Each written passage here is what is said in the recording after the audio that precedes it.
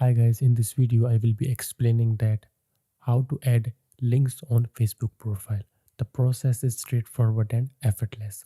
The only thing you have to do is open your Facebook application.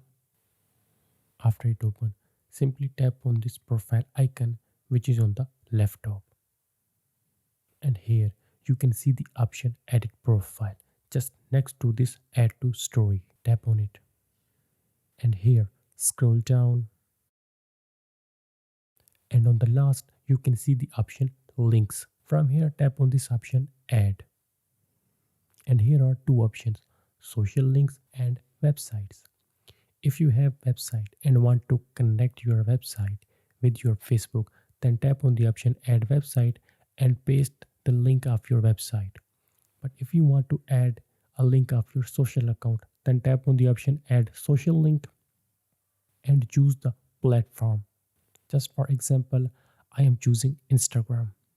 Now go to your Instagram application, copy the username of your Instagram account, come back to Facebook and paste here. After pasting, tap on the option save which is on the right top. So it was the basic way by which you can add links on your Facebook profile.